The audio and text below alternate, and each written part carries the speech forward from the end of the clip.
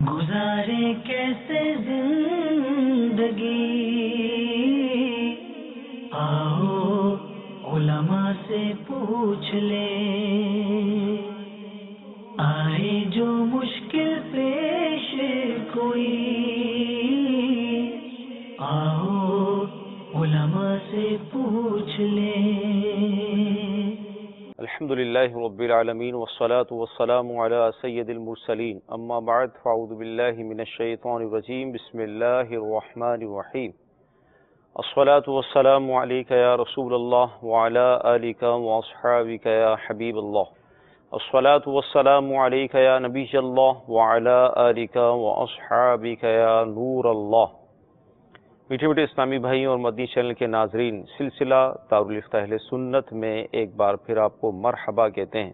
آج انشاءاللہ عز و جل بالخصوص دفن کرنے کے حوالے سے، کفن کے حوالے سے، یعنی جو قبر سے متعلق معاملات ہوتے ہیں، انشاءاللہ عز و جل اس پر ہم کچھ کلام کریں گے۔ ابتداً درود پاک کی فضیلت فرمان مصطفیٰ صلی اللہ تعالی علیہ وسلم ہے، جو روزانہ 50 مرتبہ درود پاک پڑھے گا، کل قیامت کے دن میں اس سے مصافحہ کروں گا۔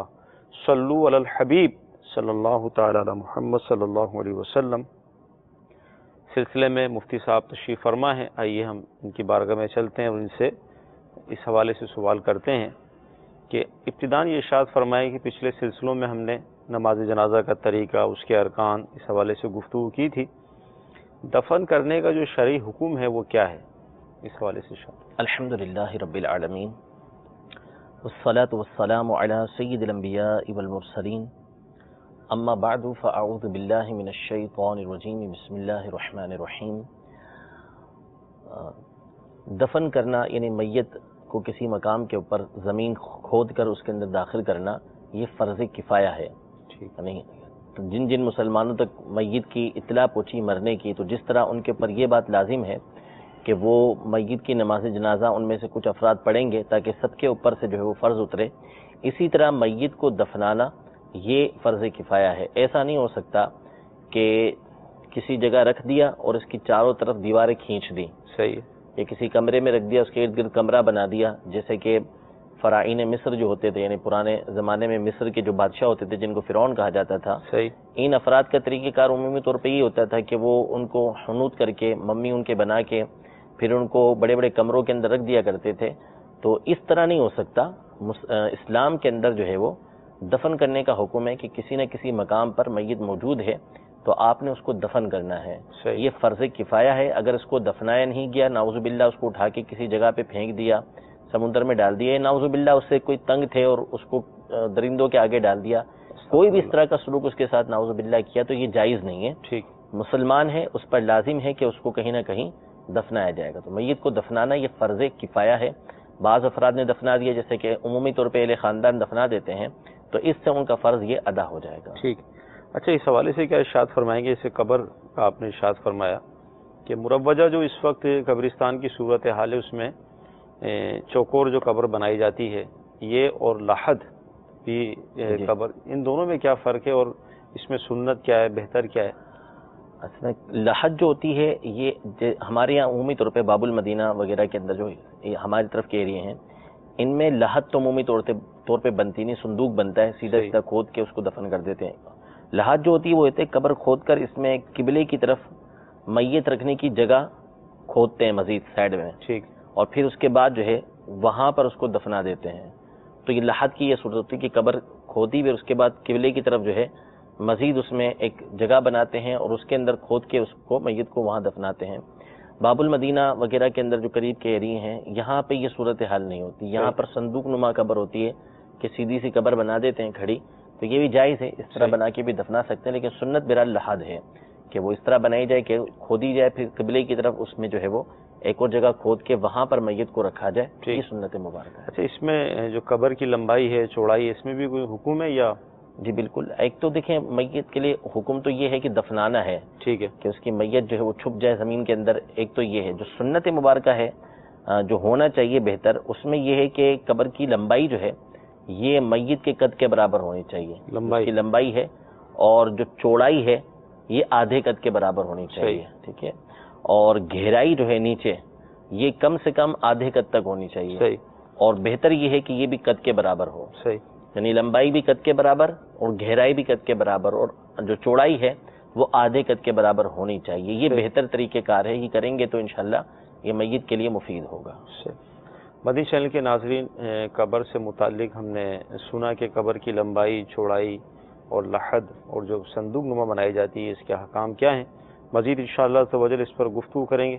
آپ کی کالز کو ہم شامل سلسلہ کرتے ہیں. مفتی صاحب سے میرا سوال ہے کہ ہمارے علاقے کی مسجد کی صحن میں دھوپ سے بچاؤ کے لیے ایک شیٹ لگا ہوا تھا جس کے اوپر نیٹ کی چادر تھی، نیٹ کی شیٹ تھی، اور اس کے اوپر پینافلیکس، پنکھوں اور لائٹوں کی حفاظت کے لیے کہ پانی یہاں تک نہ آ جائے. اب وہ ہوا کی وجہ سے کافی عرصے پہلے سے پھٹ گیا تھا، جس کی وجہ سے پنکھوں کو اور نقصان ہو رہا تھا. اس کے بعد مسجد کمیٹی نے یہ فیصلہ کیا کہ ہم اپنی اس صحن کے اوپر مضبوط اور پکا شیڈ بنائیں گے، اور وہ بنا بھی رہے ہیں. تو اب پوچھنا یہ تھا کہ جو شیٹ نیٹ کی وہ بچی اور پینافلیکس اترا وہ بیکار پڑا ہوا ہے، تو کیا مسجد کمیٹی اس کو بیچ سکتی ہے؟ اس کے پیسے مسجد میں لگا سکتی ہے؟ اور اگر بیچے گی تو قیمت کا کیا اعتبار ہوگا کہ وہ مارکیٹ کے ریٹ کا اعتبار کیا جائے گا یا مسجد کمیٹی اپنے حساب سے کسی کو بھی بیچ سکتی ہے؟ برائے کرم جواب ارشاد فرمائیے. انشاءاللہ توجہ عرض کرتے ہیں. جی اگلی کال. عرض یہ کرنی تھی، جیسے ہم نے نماز میں قراءت میں سورت ملائی، جیسے ہم نے سورہ اخلاص پہلے پڑھی قل هو اللہ احد، پھر اس کے بعد دوسری رکعت میں ہم نے تبت یدا، پھر ہمیں یاد پڑھنا شروع کر دی، لیکن ہمیں یاد آیا کہ ہم نے اپنا یہ الٹا قرآن ہو جائے گا، تو اس میں کیا اس کا شرعی حکم کیا، اس کی رہنمائی فرما دیں. انشاءاللہ عرض کرتے ہیں. جی اگلی کال. عمر قادری اتاری بات کر رہا ہوں چکوال سے. میرا سوال یہ ہے کہ کیا انسان قدرتی طور پر اگنے والے بالوں کی سرجری کروا سکتا ہے؟ انشاءاللہ عرض کرتے ہیں. مسجد کے صحن میں ایک شیڈ تھا، وہ سارا تفصیلی سوال تھا، آپ نے سن لیا. اب نیا کام ہو رہا ہے. پچھلا جو سامان تھا اس کا حکم کیا ہے؟ جو پچھلا سامان ہے، اب ظاہر سی بات یہ کہ جو کنڈیشن یہ بتا رہے ہیں اس میں اس کے استعمال کی تو کوئی صورت نظر آتی نہیں ہے، کیونکہ وہ بولے پھٹ گیا وہ، تو اب وہ ایسا نہیں ہوگا کہ کہیں استعمال ہو سکے. جو بظاہر ان کی صورتحال سمجھ آ رہی ہے، اگر تو وہ مسجد میں کسی اور جگہ پر استعمال ہو سکتا ہے، کسی اور کام میں ابھی یا بعد میں اس کو سنبھالا جا سکتا ہے تو اس کو سنبھال کر ہی رکھا جائے گا. اور اگر وہ قابل استعمال ہے ہی نہیں کہ مسجد میں کسی جگہ وہ استعمال کیا جا سکے، تو اب یہ حکم ہے کہ دیکھا جائے گا کہ یہ جو شیٹ تھی یا پینافلیکس تھا، یہ آیا کسی نے دیا تھا یا مسجد کے پیسوں سے عام چندہ جو ہے اس سے کیا گیا تھا. یہ اگر تو یہ کسی نے دیا تھا تو اب چونکہ اس کا مسجد کے اندر تو کوئی استعمال رہا نہیں، دوسری جگہ پہ بھی استعمال نہیں ہے، تو اب یہ مالک کے ملک کی طرف لوٹ جائے گا. ٹھیک ہے. اب مالک سے پوچھ لیا جائے، وہ جو کہتا ہے اس کے مطابق اس کا کر لیا جائے. وہ کہتا ہے بیچ دے، بیچ کے رقم اس کی مسجد میں استعمال کر لے، تو یہ کیا جائے گا. ٹھیک ہے. اور اگر یہ مسجد کے چندے سے کیا گیا تھا تو اب جو ہے مسجد کی انتظامیہ، دو تین افراد جو متدین ہوں، سمجھدار ہوں، وہ اس کو بیچ دیں اور مارکیٹ ویلیو کے مطابق اس کو بیچیں گے، اور پھر اس کی جو رقم ہوگی وہ مسجد کے دیگر کاموں کے اندر استعمال کی جائے گی. ٹھیک. یہاں پر جو مسجد کمیٹیاں ہیں، میں ان کی بارگاہ میں مدنی التجا کروں گا کہ اس حوالے سے جو مسجد کا سامان نکلتا ہے، جو بھی ہم مسجد کے اندر تبدیلی کرتے ہیں، اس کے احکام سیکھنے کی کوشش کریں. بعض اوقات ایسا ہوتا ہے کہ مسجد میں کوئی سیٹ صاحب تشریف لاتے ہیں اور ان کو کوئی چیز پسند نہیں آتی تو وہ کہتے ہیں اس کو اتار دو اور میں کوئی چیز بھیجوں گا وہ لگا دیں، حالانکہ جو چیز پہلے سے لگی بھی تھی وہ قابل استعمال تھی، بالکل صحیح تھی. تو اس طرح کے من پسند بھی سلسلے مسجدوں میں ہوتے ہیں. تو مسجد کمیٹی میں آنا یہ باعث سعادت بھی ہے، لیکن بعض صورتوں میں آزمائش بھی بن جاتی ہے کہ شریعت کے احکام کی اگر پابندی نہیں کی جائے گی تو بعض صورتوں میں تاوان لازم آ جاتے ہیں. مطلب بہت اس کے اندر مسائل ہیں. اللہ تعالی ہمیں شریعت کے مطابق اپنی مساجد کو، مدارس کو اور دیگر جو اس حوالے سے احکام اس پر عمل کرنے کی توفیق عطا فرمائے. نماز کے اندر قرات کے اندر یعنی ترتیب چینج ہو گئی، اس حوالے سے کیا حکم ہوگا؟ بسم اللہ الرحمن الرحیم. دیکھیں یہاں دو باتیں سماعت فرما لیں کہ ایک ہے کہ الٹا قرآن پڑھنا اور دوسرا ہے نماز کے اندر الٹا قرآن پڑھنا. اگر کوئی خارج نماز تلاوت کر رہا ہے نماز کے علاوہ، اب وہ الٹا قرآن پاک پڑھتا ہے جان بوجھ کر، تو یہ ناجائز و حرام ہے. اور سیدنا عبداللہ بن مسعود رضی اللہ تعالیٰ عنہ کی حدیث پاک کے مطابق کہ آپ خود فرماتے ہیں سیدنا عبداللہ بن مسعود رضی اللہ تعالیٰ عنہ کہ ایسے شخص کے لیے اندیشہ ہے کہ اس کا دل الٹ دیا جائے. تو اس لیے الٹا قرآن پڑھنے کی تو ویسے اجازت نہیں ہے، جبکہ آپ باقاعدہ قرآن پاک پڑھ رہے ہیں۔ صحیح۔ وظائف کا معاملہ الگ ہے کہ وظائف میں بعض اوقات جو صورتیں ہوتی ہیں وہ آگے پیچھے ہوتی ہیں، یہ احادیث طیبہ سے ثابت ہے۔ قرآن پاک جب پڑھ رہے ہیں، آپ باقاعدہ تلاوت کر رہے ہیں الٹا نہیں آ سکتا، تو الٹا نہیں آ سکتے، آپ کو پہلے والا پڑھنا پڑے گا، پھر اس کے بعد آگے والا پڑھنا پڑے گا۔ یہاں پر میں ایک لقمہ عرض کروں گا، جیسے صورتیں ہم پڑھتے ہیں، سورہ یاسین شریف ہے، سورہ دخان ہے، واقعہ ہے، یہ صورتیں ہیں، تو اگر یہ آگے پیچھے پڑھ لی تو پڑھی قرآن کے اندر ہی؟ ہاں نہیں، اگر تو تلاوت کے اعتبار سے پڑھ رہے ہیں تو آپ کو ترتیب سے پڑھنا ہوگی۔ اچھا، لیکن بعض جیسے وظائف کی صورت میں ہوتی ہیں، جیسے حافظے کے لیے قرآن کو یاد کرنے کے لیے بھی حدیث کے اندر یہ آئی ہے صورتوں کو پڑھنا، سورہ دخان، سورہ یاسین وغیرہ، تو اس میں ترتیب جدا ہے۔ تو چونکہ وہ ایک وظیفے کے طور پہ، ورد کے طور پر ہے، تو وہاں اس کی اجازت ہے کہ وہ حدیث پاک کے اندر اس کی اجازت دی گئی ہے۔ اور جیسے کھانے کے بعد جو ہے وہ پہلے سورہ اخلاص پڑھی جاتی ہے، پھر اس کے بعد سورہ قریش پڑھی جاتی ہے۔ لیکن جب آپ قرآن پاک پڑھ رہے ہیں باقاعدہ، تو اس وقت آپ نے جو ہے وہ ترتیب قائم رکھنی ہے۔ یہ ہو گیا خارج نماز کے علاوہ کا مسئلہ۔ نماز کی حالت کے اندر الٹا قرآن پڑھنا، اس کی ہیں دو صورتیں۔ ایک صورت تو یہ ہے کہ بندہ جان بوجھ کے اس طریقے سے کرتا ہے کہ پہلے اس نے آگے والی صورت پڑھی، پھر اس کے بعد پیچھے والی صورت پڑھی، یا ایک ہی صورت کی آگے والی آیتیں پہلے پڑھی پھر پیچھے والی آیتیں پڑھی، تو یہ ہے ناجائز و حرام۔ اس طرح جو کرے گا وہ گناہگار ہوگا، اس کو توبہ کرنی ہوگی۔ لیکن یہ جو واجب ہے، یہ ہے قرات کا واجب، تلاوت کا واجب۔ اس سے نماز پر اس لحاظ سے فرق نہیں پڑے گا کہ نماز آپ کی مکمل ادا ہو جائے گی، نماز فرائض و واجب کے ساتھ، شرائط کے ساتھ آپ کی ادا ہو گئی، لیکن اس طرح کرنے کی بنیاد پر گناہگار ہوں گے۔ اور دوسری صورت ہے کہ غلطی سے ایسا ہو جانا، یعنی پہلے سورہ اخلاص پڑھی مثال کے طور پر، اور پھر جو ہے وہ یاد نہیں رہا، توجہ نہیں رہی، یا منہ سے جو ہے وہ سورہ جو ہے وہ تبت یدا نکل گئی، یا سورہ کافرون اس کے منہ سے نکلنا شروع ہو گئی، تو اب اس کے اوپر یہ حکم نہیں ہے، بلکہ اب اس کے لیے حکم یہ ہے کہ جو صورت اس نے شروع کر دی ہے اسی کو اس نے پڑھنا ہے۔ بہرحال دونوں صورتوں کے اندر نماز تو ہو جائے گی، اور سجدہ سہو کسی بھی صورت میں نہیں ہوگا، لیکن یہ کہ جان بوجھ کے اگر اس طریقے سے کیا تو گناہگار ہوں گے، جس کی بعد میں توبہ کرنا ہوگی۔ ٹھیک۔ سرجری بالوں کی، ہاں یہ کہہ رہے تھے کہ قدرتی طور پر جو انسانی بال ہوتے ہیں ان کی سرجری، تو اب اس سے واللہ عالم کیا مراد ہے ان کی، اگر تو یہ مقصد ہے کہ انسانی بال ہی سر پہ لگاتے ہیں تو انسانی بال اس کو سر پہ لگانے کی اجازت نہیں ہے، ناجائز و حرام ہے، نہ اپنے بال لگا سکتے ہیں، نہ کسی اور کے بال اپنے سر پہ لگا سکتے ہیں، انسانی بال نہیں لگا سکتے۔ اسی طرح خنزیر کے جو بال ہیں اس کو بھی لگانے کی اجازت نہیں ہے۔ کتے کے جو بال ہیں اس کے بارے میں علماء کا شدید اختلاف ہے، تو اس حوالے سے اس کے بالوں سے بھی بچنا چاہیے۔ اس کے علاوہ دیگر جانوروں کے جو بال ہیں یا آرٹیفیشل جو بال آتے ہیں اس کے ذریعے سے اگر کوئی اپنے بالوں کی سرجری کرواتا ہے، بال لگواتا ہے، تو یہ اس کے لیے جائز ہے، وہ لگا سکتا ہے، اس میں حرج نہیں ہے۔ لیکن انسانی بال چاہے وہ اپنے ہوں چاہے کسی دوسرے کے ہوں، اس کو لگانے کی شرعاً اجازت نہیں۔ ٹھیک۔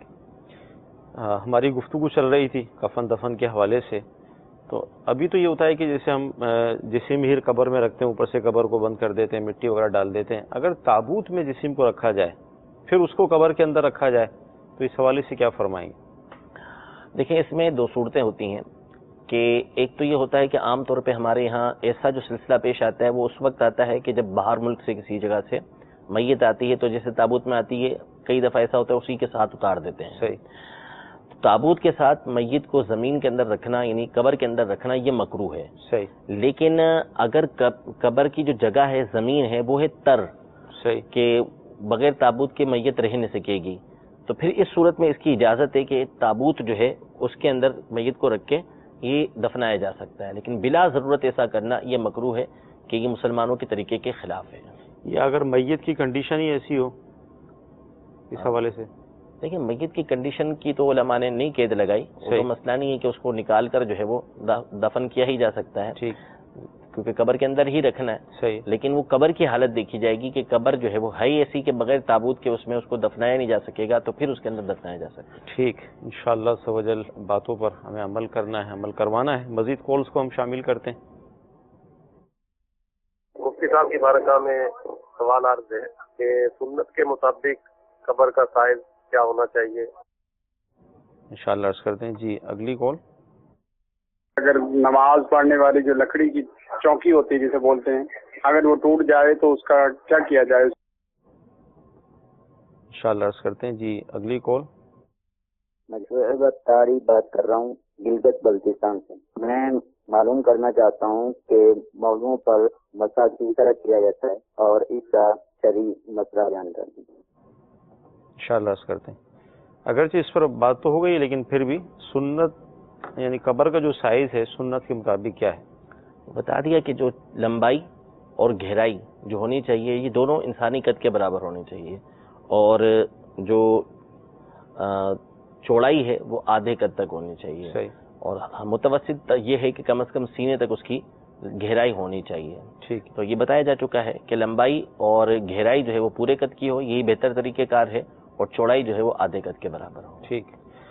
نماز پڑھنے والا اگر لکڑی کی چوکی پر بیٹھا ہے، واللہ عالم یہ اسی طرح کا شاید ہوگا ان کا، وہ اگر ٹوٹ جاتی ہے، نماز کی چوکی ٹوٹ گئی، ٹوٹ ویسے گئی، بیٹھنے کا نہیں کہہ رہا نا، یعنی پڑھتے تو اس پہ نماز اور وہ چوکی ٹوٹ گئی تو کیا کریں؟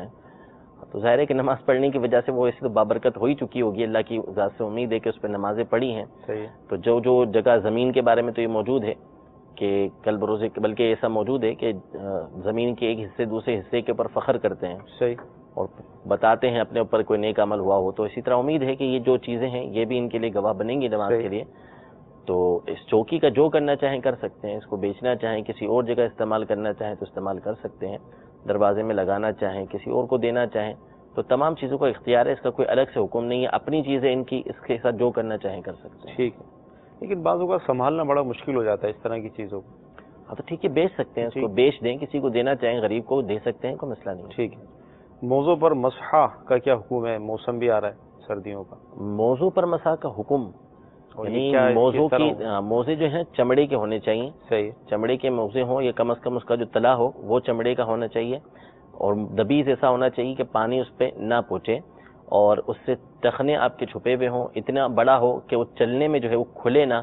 صحیح، ٹھیک ہے، تو یہ شرائط ہیں موزے کی، جو جس کے اوپر مسح ہوگا۔ یہ عام جو ہمارے یہاں جرابیں پہنی جاتی ہیں نائلون وغیرہ کی یا اس طرح کی جو کپڑے کی ہوتی ہیں، ان کے اوپر مسح نہیں ہو سکتا۔ صحیح، تو یہ پہنیں گے تو اس کے بعد اس کے اوپر مسح کر سکتے ہیں، یعنی پاؤں دھو کر جو ہے یا وضو کر کے آپ نے پاؤں داخل کیے اس کے اندر، اور اس کے بعد اگر کسی کا جو شہر میں رہتا ہے، اپنے گھر میں ہے، مقیم ہے، اس کا وضو ٹوٹ جاتا ہے تو 1 دن اور 1 رات اس کو اس بات کی اجازت ہے کہ وہ پاؤں دھونے کی جگہ اس کے اوپر مسح کر سکتا ہے، اور اگر مسافر ہے تو اس کو 3 دن اور 3 رات تک اس بات کی اجازت ہے کہ اس کا وضو ٹوٹ گیا تو اس صورت میں باقی تو تمام اعضاء کو دھوئے گا، لیکن پاؤں کے اوپر جو موزے پہنے ہوئے ہیں، یعنی جو شرائط کے ساتھ موزے ہیں، ان کے اوپر وہ مسح کر سکتا ہے۔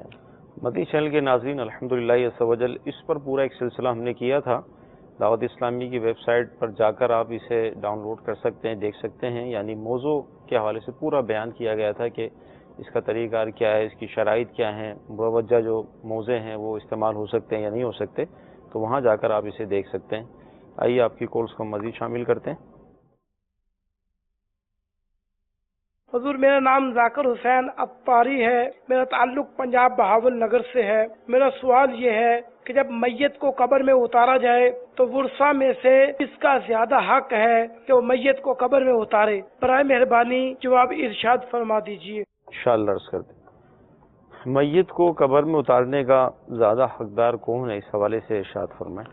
دیکھیں، میت اگر عورت کی ہے تو اس کے محارم ہی اس کو اتاریں گے، صحیح، ٹھیک ہے، اور اگر یہ نہ ہو تو دیگر رشتہ دار وہ اتاریں گے، اور اگر وہ بھی نہیں ہے تو جو نیک پرہیزگار لوگ ہیں وہ اس کی میت کو قبر کے اندر اتاریں گے۔ اور جہاں تک رہا مرد کا جنازہ، مرد کی جو میت ہے اس کو اتارنا، تو اس میں بھی حق تو زیادہ تر گھر والوں ہی کا بنتا ہے، صحیح، لیکن چونکہ یہ وہ مقام ہوتا ہے کہ جہاں پر جو ہے جتنی زیادہ برکتیں حاصل کی جا سکتی ہیں وہ کرنی چاہیے، تو اگر سادات موجود ہیں، علماء موجود ہیں، تو ان کے ذریعے یہ کم از کم ان میں سے ایک آدھے کو شامل کر کے جو ہے وہ میت کو قبر میں اتروانا چاہیے، تاکہ ان کی برکت جو ہے وہ اس میت کو حاصل ہو سکے۔ ایسا عموماً ایسا ہی ہوتا ہے کہ لوگ کوشش یہی کرتے ہیں کہ نیک بندہ ہی مطلب قبر میں اتارے۔ ہاں، تو اچھی بات ہے کہ ان کے ذریعے اتروائیں گے تو انشاءاللہ فائدہ ہی ہوگا۔ ٹھیک۔ اچھا، قبروں سے متعلق ہمارا چل رہا تھا، پکی قبر جو بنائی جاتی ہے، جیسے آج کل آپ دیکھیں قبرستان کے اندر جو پکی قبریں ہی تقریباً نظر آ رہی ہوتی ہیں، تو اس کا شرعی حکم کیا ہوگا؟ دیکھیں، پکی قبر جو ہے، ایک تو ہوتی ہے قبر اندر سے پکی، وہ جگہ کہ جہاں میت کا جسم مس ہو رہا ہے، ٹھیک ہے، ایسی جگہ کو تو پکی نہیں بنانا چاہیے، ٹھیک ہے نا۔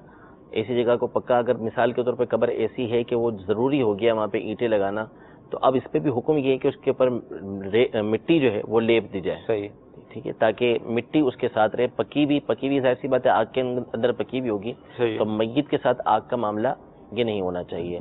باقی رہا اوپر سے پکا کرنا، تو اوپر سے چاہیں تو قبر کو پکا کر سکتے ہیں، لیکن کچا ہی رہے تو یہ زیادہ بہتر ہے۔ کوہان نما، جیسے اونٹ کا کوہان ہوتا ہے، اس انداز کے اندر یہ ہوگی تو زیادہ اچھا ہے۔ عمومی طور پہ ہمارے یہاں جو ارد گرد باؤنڈری ہوتی ہے نا، وہ سنگ مرمر کی یا کسی اور کی بنا دی جاتی ہے، پکا کر دی جاتی ہے، درمیان میں اس کو کچا ہی رہنے دیتے ہیں، یہ بھی ٹھیک ہے، اس طرح بھی کر سکتے ہیں۔ تو اس کو بعض اوقات اس کو بالکل چوڑا کر دے، یعنی سلیب بنا دیتے ہیں اس کا بالکل، کہ اس کی کوہان نما نہیں رہتا، وہ کوہان نما ہی رہنے دیں، اور سائڈوں پہ بھلے آپ کسی وجہ سے بھی بنا دیں، اس کی اجازت موجود ہے، اس میں کوئی حرج نہیں ہے۔ ٹھیک ہے مدنی چینل کے ناظرین، بہت اہم یہ ہمارا موضوع چل رہا ہے، ہر ایک کو اس سے واسطہ بھی پڑتا ہے، اس کا نہیں ہے اس کا پڑھنے والا ہے، تو لہٰذا یہ بڑا حساس موضوع ہے، اس کو سیکھیں گے، کیونکہ بعض اوقات اس طرح کے مواقع پر بہت ساری غلطیاں ہو جاتی ہیں، تو کوشش کریں سلسلے کے آخر تک شامل رہیں، انشاءاللہ مزید معلومات اس حوالے سے آپ کو حاصل ہوگی۔ اچھا، یہ ارشاد فرمائے کہ اب قبر بند کر دی اور دفنا دیا، سب کچھ سلسلہ ہو گیا، فاتحہ وغیرہ کے حوالے سے کیا حکم ہے؟ اذان بھی دی جاتی ہے، اس حوالے سے کیا آپ ارشاد فرمائیں گے؟ بعض لوگ اس طرح کے وسوسوں کا شکار ہوتے ہیں کہ صحابہ کے دور میں تو ایسا نہیں تھا اور تابعین کے دور میں ایسا نہیں تھا، اب یہ نئے نئے طریقے ایجاد ہو گئے، اس حوالے سے کیا فرمائیں؟ دیکھیں، جو فاتحہ وغیرہ ہے، یہ چیزیں تو اپنی کسی نہ کسی طریقے سے موجود تھیں۔ قبر کے پاس بیٹھ کے تکبیر پڑھنا اور اس کے لیے دعا کرنا، یہ تو احادیث طیبہ سے ثابت ہے کہ حضور علیہ السلام نے استغفار کا حکم دیا اور کہا کہ ابھی اس کا امتحان ہونے لگا، پھر اس کے بعد تلقین کا حکم موجود ہے، یہ چیزیں تو موجود ہیں۔ جہاں تک رہا اذان کا معاملہ، تو اذان دینا بھی اچھی بات ہے، بہت اچھا کام ہے، جو دے گا اس کے لیے فائدہ مند ہے، اور اس کے بہت سارے دلائل ہیں۔ پہلی بات تو یہ کہنا کہ اذان جو ہے وہ صحابہ کے دور کے اندر اس طرح قبر پر نہیں دی جاتی تھی۔ دیکھیں، یہ بات ذہن سے نکال دینی چاہیے، جو اس طرح کے وسوسے ڈالتے ہیں ذہنوں کے اندر کہ جو چیز صحابہ کے دور میں نہیں ہے وہ کرنا ہی ناجائز ہو جاتا ہے، ایسا نہیں ہے۔ ہم نے کئی دفعہ اپنے سلسلوں کے اندر اس بات کو بیان کیا ہے کہ نبی کریم صلی اللہ تعالی علیہ وآلہ وسلم نے خود ارشاد فرمایا کہ من سن سنتا حسنتا فلہ اجرھا واجر من عمل بها، یہ مسلم شریف کے حدیث پاک ہے کہ جو شخص اسلام کے اندر کوئی اچھا کام ایجاد کرتا ہے، اللہ تبارک و تعالیٰ اس کو اس اچھے کام کا اجر عطا فرماتا ہے، اور جو اس پر عمل کرتے رہتے ہیں اللہ تبارک و تعالیٰ ان عمل کرنے والوں کو ثواب دے گا، اور اس بندے کو بھی ثواب عطا فرمائے گا جس نے وہ اچھا کام ایجاد کیا تھا۔ یہ جو حدیث پاک ہے کہ ہر نیا کام بدعت ہے، اور ہر بدعت جو ہے وہ گمراہی ہے، اور گمراہی جہنم تک لے جانے والی ہے، اس بدعت سے مراد جو ہے یہ بدعت وہ ہے کہ جو قرآن و سنت کے خلاف ہو، جو شریعت مطہرہ کے اصولوں کے خلاف ہو۔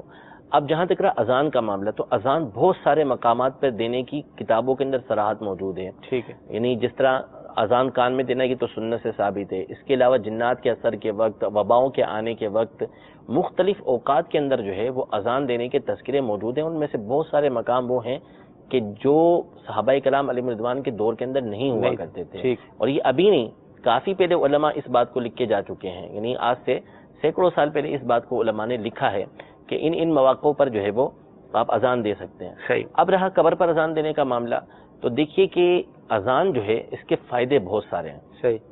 اذان کا ایک فائدہ یہ ہے کہ جب اذان دی جاتی ہے کبھی بھی، تو اذان کی وجہ سے شیطان دور بھاگتا ہے۔ حدیث پاک کے اندر ہے کہ گوز مارتا ہوا روحا کے مقام تک جاتا ہے، بہت دور تک چلا جاتا ہے، تو شیطان اذان کی آواز سے دور بھاگتا ہے۔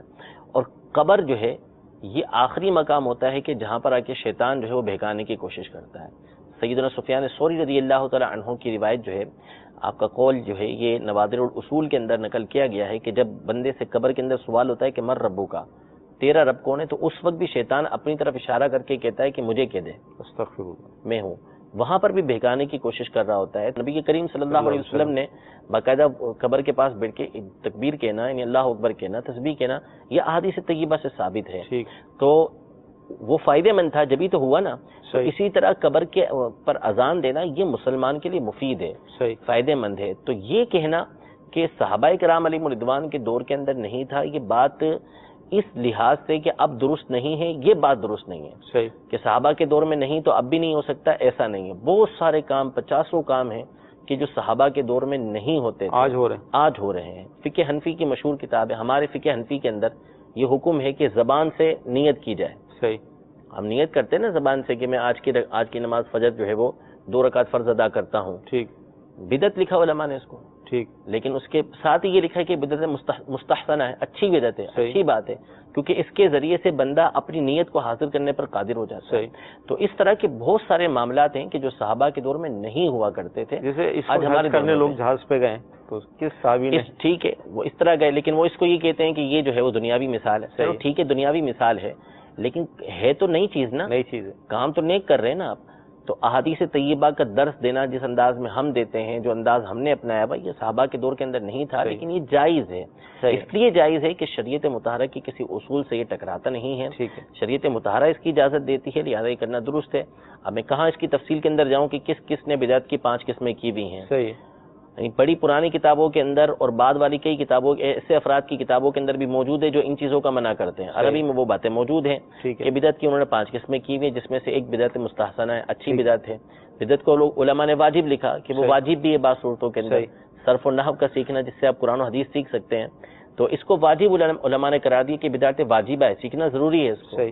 تو یہ بدعت کا لفظ جو ہے نا، یہ جو ناپسندیدہ انداز میں استعمال ہوتا ہے، یہ وہاں استعمال ہوتا ہے کہ جو بدعت مکروہہ ہے، وہ بدعت کے جو قرآن و حدیث کے شریعت مطہرہ کے خلاف ہے، وہاں اس کی ممانعت ہے. ورنہ وہ بدعت کہ جو قرآن و حدیث کے مخالف نہیں ہے، ہرگز ایسے نئے کام سے نبی کریم صلی اللہ علیہ وسلم نے منع نہیں فرمایا ہے.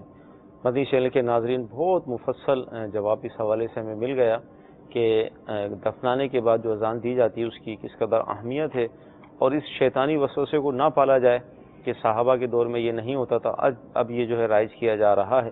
بات یہی ہے کہ ایک حدیث کا مفہوم ہے، تم میں سے جس سے ہو سکے اپنے مسلمان بھائی کو فائدہ پہنچائے تو اسے چاہیے کہ اس کو وہ فائدہ پہنچائے. تو یہ بھی ایک اپنے بھائی کو فائدہ پہنچانے والی بات ہے کہ وہ قبر کے اندر ہے، جب ہم اسے اذان دے رہے ہیں تو شیطان مطلب بہت دور تک مطلب چلا جاتا ہے. تو یہ ایک فائدہ پہنچانے والی بات ہے، اور آج ہم کسی کو فائدہ پہنچائیں گے تو کل ہمیں بھی فائدہ پہنچے گا. اس لیے جتنا ہو سکے اپنے مسلمان بھائی جو اس دنیا سے رخصت ہو چکے ان کے لیے دعائے مغفرت، اس طرح کے فوائد کی ترکیب کی جائے. مزید کالز کو ہم شامل کرتے ہیں. میرا نام سولہ ثنی فتاری ہے، میں سعودیہ سے بات کر رہا ہوں. مفتی صاحب سے میرا یہ سوال ہے کہ ہم قبر میت کے ساتھ کیا ہم پھولوں کی جو پتیاں ہوتی ہیں وہ بھی کیا ہم میت کے ساتھ اندر ڈال سکتے ہیں؟ انشاءاللہ عرض کرتے ہیں. جی اگلی کال. محمد حسین عطاری یو کے سے عرض کر رہا ہوں. مفتی صاحب کی بارگاہ میں سوال عرض ہے کہ جب بندہ دنیا سے چلا جاتا ہے تو قبر میں جب سوالات کیے جاتے ہیں تو کیا وہ سوالات کرنے کے لیے اس کی روح لٹائی جاتی ہیں یا اس کے جسم سے سوال کیے جاتے ہیں؟ بہت پیارا سوال ہے آپ کا، انشاءاللہ عرض کرتے ہیں. جی اگلی کال. میرا مفتی صاحب سے سوال یہ ہے کہ ہم جماعت جب ہو رہی ہوتی ہے تو کیا ہم امام صاحب کے پیچھے سورہ فاتحہ اور سورت پڑھ سکتے ہیں؟ انشاءاللہ عرض کرتے ہیں. ساتھ ہی یہ میں جو عرض کروں آپ سے اس میں یہ بھی ایڈ کر لیتا ہوں. قبر جب ہم مردے کو رکھتے ہیں، میت کو رکھتے ہیں قبر میں، تو مختلف چیزیں بعض اوقات ڈالتے ہیں نا. صحیح ہے. کوئی لیکوڈ بھی اس میں چھڑکا جاتا ہے، بعض اوقات تبرکات بھی رکھے جاتے ہیں. تو کیا پھول وغیرہ بھی اندر ڈال سکتے ہیں؟ دیکھیں تبرکات تو ڈالنا یہ صحابہ کرام علیہ رضوان سے ثابت ہے. مختلف قسم کے تبرکات صحابہ کرام علیہ رضوان نے، سیدنا امیر معاویہ رضی اللہ عنہ کی حدیث پاک ہے، اسی طرح سے سیدنا انس رضی اللہ عنہ کی حدیث پاک ہے کہ ان افراد نے اپنی اپنی قبروں کے اندر نبی کریم صلی اللہ علیہ وسلم کے تبرکات رکھوائے تھے. تو جہاں تک رہا پھولوں کی پتیوں کا ڈالنا، تو یہ مسلمانوں میں اس کا عمومی طور پہ رواج نہیں ہے، اور نہ بظاہر اس کا کوئی فائدہ بھی نظر آتا نہیں ہے کہ اس کو ڈالا جائے. اگر ڈالے گا تو کوئی ناجائز بھی سمجھ نہیں آتا کہ اس کو ہم ناجائز کہیں، لیکن عمومی طور پہ جو پھولوں کی پتیاں جو ڈالنا ہے وہ مسلمانوں میں رواج قبر کے اوپر ڈالنا ہے. صحیح. تو بہتر یہی ہے کہ آپ قبر کے اوپر ڈالیں، اسی میں بہتری ہے تاکہ اس کا میت کو فائدہ ہوتا رہے. ٹھیک ہے. اور تبرکات وغیرہ جیسے بالکل شجرہ ہے، پیر صاحب کا شجرہ اور اس طرح. بالکل یعنی وہ اس کا طریقہ کار یہ ہے کہ قبلے کی طرف تھوڑا سا طاق بنا دیں، کھود کر کھڑکی نما بنا دیں، قبلے کی طرف چھوٹی سی جگہ بنا لیں، کھود لیں تھوڑا سا، اور اس کے اندر جو ہے ان چیزوں کو پنی وغیرہ کے اندر ڈال کے رکھ دیں. ٹھیک. بڑا پیارا ایک سوال تھا کہ بندہ جب دنیا سے چلا جاتا ہے تو سوال جو کیے جاتے ہیں وہ اس کے جسم سے ہوتے ہیں یا اس کی روح سے ہوتے ہیں؟ جی اصل میں دیکھیں جب روح نکلتی ہے تو اولاً فرشتے اس کو لے کے اوپر جاتے ہیں آسمانوں کی طرف. اب وہ نیک ہوتی ہے یا بد ہوتی ہے، دونوں اس کی صورتیں ہو سکتی ہیں۔ نیک ہوتی ہے تو اس کے لیے آسمان کے دروازے کھول دیے جاتے ہیں اور ساتوں آسمان سے اوپر جو ہے وہ اللہ تبارک و تعالیٰ کی بارگاہ کے یعنی جو بھی گفتگو کی جگہ ہے وہاں پر اس کو پیش کیا جاتا ہے۔ پھر وہ نیک ہوتی ہے تو اس کی روح کو دوبارہ لوٹا کے اس کے جسم کے اندر داخل کر دیا جاتا ہے، پھر اس سے جو ہے وہ سوال جواب کا سلسلہ شروع ہوتا ہے۔ اور بد ہوتی ہے تو اس کے لیے آسمان کے دروازے کھلتے ہی نہیں ہیں، اس کی روح بھی جو ہے وہ لوٹائی جاتی ہے اور سوال جواب جسم اور روح دونوں سے ہوتے ہیں۔ پھر اس کی روح کے مختلف مقامات ہوتے رہنے کے۔ جماعت کے اندر جیسے ہم جماعت کے ساتھ نماز پڑھ لیں تو سورہ فاتحہ وغیرہ امام کے پیچھے پڑھ سکتے ہیں؟ امام کے پیچھے جو نماز پڑھ رہا ہے تو جو ہمارا مذہب ہے، مذہب حنفی جو ہے، احناف کے نزدیک جو ہے وہ امام کے پیچھے قرات کی اجازت نہیں ہے، تلاوت کی اجازت نہیں ہے۔ قیام کی حالت میں جب امام چاہے بلند آواز سے قرات کر رہا ہو چاہے آہستہ آواز میں قرات کر رہا ہو، دونوں صورتوں کے اندر جو ہے وہ نہ سورہ فاتحہ پڑھیں گے نہ کوئی دوسری صورت پڑھیں گے، خاموش رہیں گے۔ بلند آواز سے پڑھ رہا ہے تو توجہ کے ساتھ اس کی تلاوت سنیں گے، آہستہ آواز میں پڑھ رہا ہے تو خاموش رہیں گے۔ امام کے پیچھے تلاوت کی اجازت نہیں ہے۔ ٹھیک۔ اچھا، جس طرح ابھی یہ سوال تھا کہ سوالات قبر جو ہیں وہ روح سے ہوتے ہیں یا جسم سے ہوتے ہیں، جی، تو اسی طرح اللہ تعالی ہم سب کو عذاب قبر سے محفوظ فرمائے۔ عذاب کی جو صورتیں ہیں اور ثواب کی، وہ قبر یعنی جسم کے ساتھ ہیں یا روح کے ساتھ ہیں؟ جسم اور روح دونوں کے ساتھ ہوتی ہیں۔ عذاب بھی جسم اور روح دونوں کے ساتھ ہوتا ہے، اسی طرح جو نعمتیں بندے پر کی جاتی ہیں قبر کے اندر وہ جسم اور روح دونوں کے ساتھ ہوتا ہے۔ ایسا نہیں ہوتا کہ صرف روح کے اوپر ہو یا صرف جسم کے اوپر ہو، بلکہ عذاب قبر بھی اور ثواب قبر یعنی جو اس کو نعمتیں ملیں گی وہ دونوں کی دونوں جو ہے جسم اور روح دونوں کے ساتھ ہوتی ہیں۔ ٹھیک۔ اس طرح روحیں جو ہوتی ہیں وہ کہاں رہتی ہیں، اس حوالے سے کچھ ارشاد فرمائیں۔ روحیں جو رہتی ہیں یہ کفار کا الگ مسئلہ ہے، مسلمانوں کا الگ مسئلہ ہے۔ مسلمان کی جیسے جیسے مقام و مرتبے ہوتے ہیں اس کے مطابق اس کی روحیں رہتی ہیں۔ بعض کی جو روحیں ہوتی ہیں وہ اس قبر پر ہی رہتی ہیں جہاں اس کو دفنایا گیا ہے۔ بعض کا مرتبہ کچھ بڑا ہوتا ہے تو ان کی روح جو ہے وہ جو زمزم کا کنواں ہے وہاں پر رہتی ہیں، یہ بھی ثابت ہے۔ اور بعض کی روحیں جو ہے وہ زمین اور آسمان کے درمیان رہتی ہیں، جہاں جانا چاہتی ہیں چلی جاتی ہیں۔ بعض کی پہلے آسمان پر، بعض کی دوسرے پر، یوں ہی مرتبے کے حساب سے 7ویں آسمان پر رہتی ہیں۔ اور بعض کی روحیں جو ہیں عرش کے نیچے کچھ قندیلیں بنی ہوئی ہیں اس کے اندر رہتی ہیں، اور بعض کی اس سے بھی اوپر رہتی ہیں، اعلیٰ علیین کے اندر رہتی ہیں۔ تو یوں ان کے مقام و مرتبے ہیں، لیکن کہیں بھی رہیں ان کا جو رابطہ ہوتا ہے وہ اپنے جسم کے ساتھ رہتا ہے، قبر کے اندر جسم کے ساتھ رہتا ہے۔ جب بھی کوئی آتا ہے قبر پر تو یہ روحیں، یہ جسم جو ہے اس آنے والے کو قبر پر پہچان لیتی ہیں۔ صحیح۔ اچھا، ایسا بھی ہے کہ شب جمعہ، شب برات اور اسی طرح کی جو خاص اس میں گھروں پر؟ جی بالکل، یعنی یہ فتاوی رضویہ میں مختلف کتابوں کے حوالے سے بات لکھی ہے کہ ایسے چند دن ہیں، شب جمعہ ہو گیا، شب برات وغیرہ ہو گئی، تو اس میں روحیں جو ہیں یہ اپنے گھر والوں کے پاس آتی ہیں، انہیں ندا کرتی ہیں تاکہ ان کو ایصال ثواب کیا جائے۔ تو ان دنوں میں خاص طور پہ اہتمام کرنا چاہیے ایصال ثواب کا۔ ویسے تو کرتے ہی رہنا چاہیے، جو بھی آپ نیک کام کریں اپنے مرحومین کو، تمام مسلمانوں کو جو ہے اس کا ثواب نبی کریم صلی اللہ علیہ وسلم کے وسیلے سے پہنچا دیا کریں، کرتے رہنا چاہیے۔ لیکن خاص ان دنوں کے اندر شب برات ہو گیا، پیر کا دن ہو گیا، جمعرات کا دن ہو گیا، جمعے کا دن ہو، ان میں جو ہے وہ خاص اہتمام کرنا چاہیے۔ صحیح۔ اچھا، اس حوالے سے کیا ارشاد فرمائیں گے کہ جیسے زندگی کا تو کچھ پتہ ہی نہیں، اب ظاہر قبر میں جانا ہے، قبر کے سوالات اور پورا ایک مطلب آخرت تک ایک طویل سفر ہے، اس کی تیاری کے حوالے سے پھر لین دین کے معاملات ہیں، قرض کے معاملات ہیں، وصیت کے معاملات ہیں، تو اس حوالے سے کیا مدنی چینل کے ناظرین کو مدنی پھول دیں گے؟ وصیت کرنا بھی سنت ہے، اس کی اہمیت کیا ہے اس حوالے سے؟ دیکھیں، وصیت تو بہت عظیم سنت ہے کہ 3 دن سے زیادہ کوئی وصیت کے بغیر رہے اس کو منع فرمایا گیا۔ وصیت اس کو کر دینی چاہیے، اپنی کچھ نہ کچھ وصیت وہ بیان کر دے کہ میرے مال کا یا میرے ساتھ اس طرح کا معاملہ کیا جائے۔ اس کے لیے بہترین طریقہ یہ ہے کہ اردو زبان میں امیر علیہ سنت کا جو مدنی وصیت نامہ ہے اس کو حاصل کر لیں، اس میں دیکھ لیں، اس میں سے جو جو باتیں آپ اپنے لیے لے سکتے ہیں اس کے حساب سے آپ اپنا وصیت نامہ بنا لیں۔ باقی رہا قبر و حشر کی تیاری کا معاملہ، تو دعوت اسلامی کا تو مقصد ہی یہ ہے کہ لوگوں کو سنتوں پر گامزن کر کے نیکی کی طرف لا کر جو ہے وہ قبر و حشر کی تیاری کرنا۔ کیونکہ ہم بھول چکے ہیں قبر و حشر کو، یعنی ہم عمومی طور پہ باتیں بھی کرتے ہیں، سر یہی سلسلہ ہم کر رہے ہیں، حالانکہ یہ سلسلہ روتے روتے کرنا چاہیے۔ حقیقت بات یہ ہے کہ قبر کی یاد بندے کو آئے اور اس پر رکت طاری ہونی چاہیے کہ قبر وہ مقام ہے کہ جہاں پر بندے نے اکیلے رہنا ہے۔ اب پتہ نہیں کیا اس کا قبر کے اندر حال ہوگا، یہ کوئی نہیں جانتا. صحیح. تو اس لیے قبر کی تیاری اور قبر کے حال سے جو ہے وہ بندے کو غافل نہیں ہونا چاہیے. اس کا ذریعہ یہ ہے، طریقہ کار یہ ہے کہ صرف فارمیلٹی کے لیے نہیں بلکہ واقعی اپنے دل کے اندر قبر کا خوف پیدا کرنے کے لیے امیر اہل سنت کے کچھ رسالے ہیں، صحیح، ان کا مطالعہ کریں قیامت کے حوالے سے اور جو قبر کے حوالے سے. جیسے قبر والوں کی 25 حکایتیں ہیں، یہ ہو گیا. قبر کی پہلی رات آپ کا بیان ہے، اس کا آپ اس کو مردے سنیں. کے صدمے ہیں، مردے کے صدمے ہیں، اس کو آپ سنیں. پل صراط کی دہشت، قیامت کا امتحان، قبر کا امتحان، یہ آپ اس توجہ کے ساتھ پڑھیں کہ ان کو پڑھ کے آپ نے اپنی قبر و آخرت کی تیاری کرنی ہے. صحیح. اگر اس چیز کو سامنے رکھ کے پڑھیں گے تو پھر آپ کو جو ہے اس کا فائدہ بہت زیادہ حاصل ہوگا، اور اللہ کی ذات سے امید ہے کہ آپ کا ذہن بنے گا کہ ہمیں قبر و آخرت کی تیاری یہ کرنی ہے. مدنی چینل کے ناظرین، واقعی مفتی صاحب نے صحیح فرمایا کہ یہ سلسلہ مطلب اس انداز میں ہو کہ ایک کیفیت ہو، لیکن ظاہر ہے جس طرح کے بھی حالات ہیں، غفلت کا دورہ ہے، اور مطلب اس طرح کے واقعات، یعنی اگر آپ غور کریں تو آئے دن اموات کی ہم خبریں سنتے ہیں کہ سیلاب آیا، دھماکے ہوئے، یہ ہوا، وہ ہوا، اور سینکڑوں لوگ جو ہے وہ مر جاتے ہیں. لیکن ہماری قلبی کیفیت پہ کیا اثر پڑتا ہے ہم میں سے ہر ایک جانتا ہے.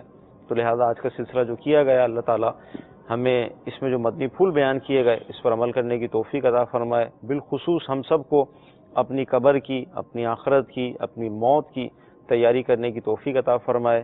اور اس دور میں دعوت اسلامی کا جو مدنی ماحول ہے یہ قبر و آخرت کی تیاری کے حوالے سے معاون اور مددگار ہے. تو لہذا اس ماحول کے ساتھ وابستہ ہونے کی توفیق عطا فرمائے.